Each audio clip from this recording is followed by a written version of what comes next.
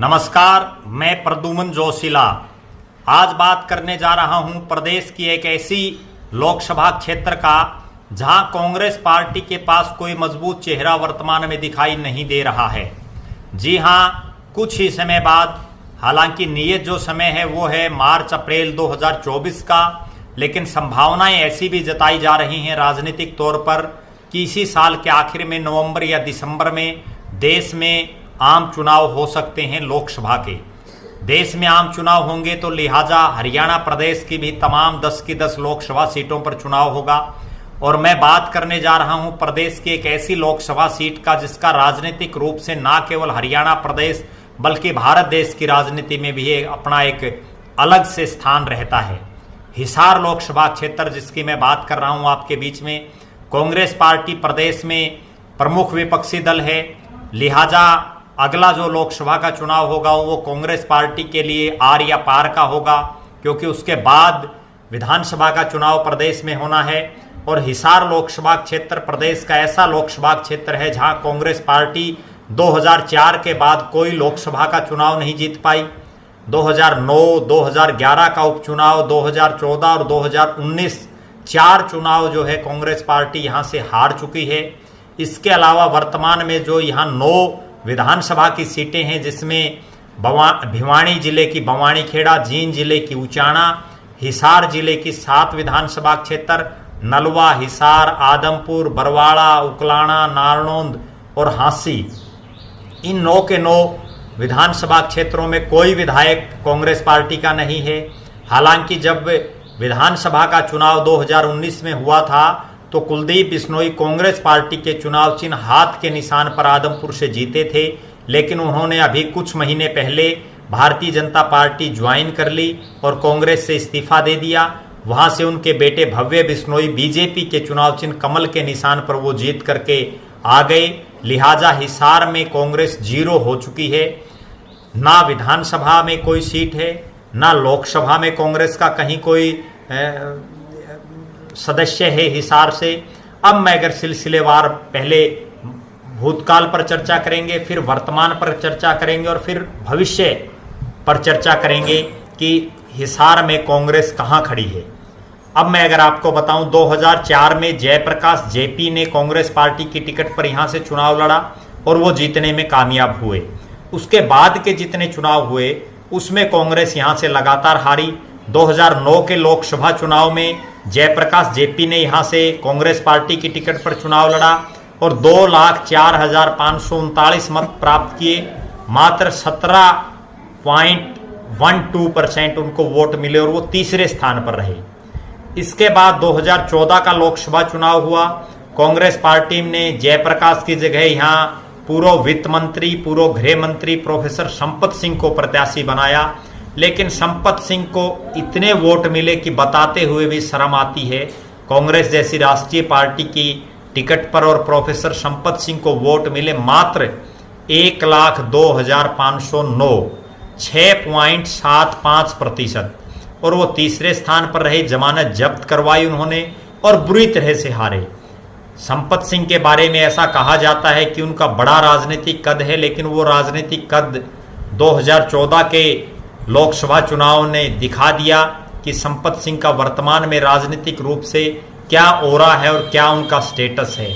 Professor Sampat Singh 2014 के इस चुनाव के बाद 2019 में उनको टिकट नहीं मिली और वो राजनीतिक रूप से हाशिए पर चले गए। हालांकि 2014 का उन्होंने विधानसभा का चुनाव भी नलवा से लड़ा कांग्रेस की टिकट पर, लेकिन वहां से भी वो बुरी तरह से हारे।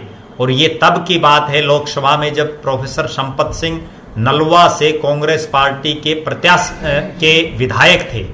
विधायक रहते हुए उनको मात्र 1,02,509 वोट मिले, 6.75%।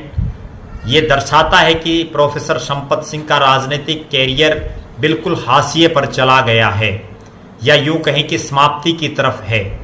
इसके बाद 2011 इन्हीं बीच 2011 में भी यहाँ उपचुनाव हुआ जिसकी चर्चा करना बहुत जरूरी है। इस उपचुनाव में कांग्रेस ने जयप्रकाश को चुनावी मैदान में उतारा। ये उपचुनाव चौधरी भजनलाल के निधन के बाद हुआ और यहाँ से जयप्रकाश मात्र 49,785 वोट प्राप्त कर पाए, 16.34%, और वो तीसरे स्थान पर रहे।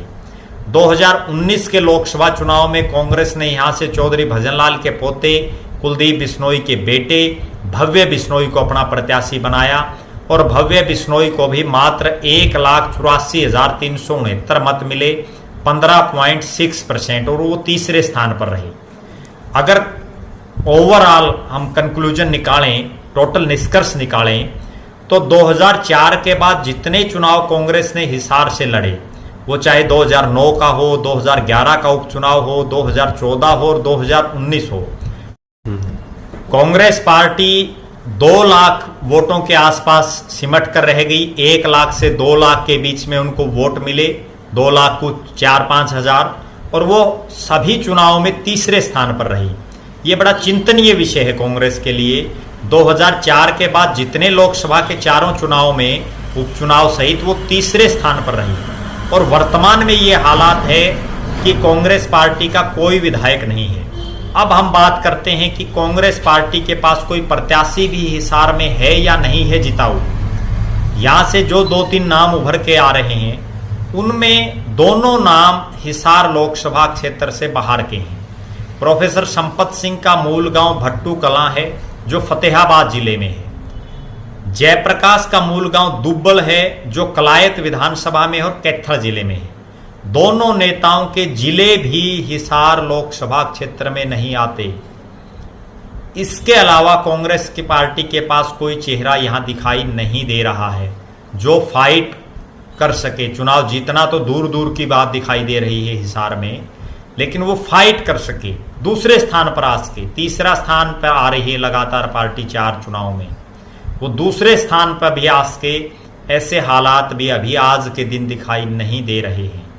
कांग्रेस की पार्टी के पास अभी कुछ समय पहले तक तो ऐसा दौर था कि कोई पूर्व विधायक तक भी बहुत लंबे चौड़े नहीं थे। हालांकि अब कुछ पूर्व मंत्री हिसार लोकसभा में हैं, कुछ पूर्व विधायक हैं, लेकिन उनमें से बहुत से ऐसे हैं जो राजनीतिक रूप से ढलान पर हैं या उनका कैरियर बिल्कुल समाप्ति पर है। कहने का लब्बो-लबाब यह है कि कांग्रेस पार्टी को यहाँ किसी नए चेहरे पर, किसी मजबूत नेता की तलाश करनी होगी।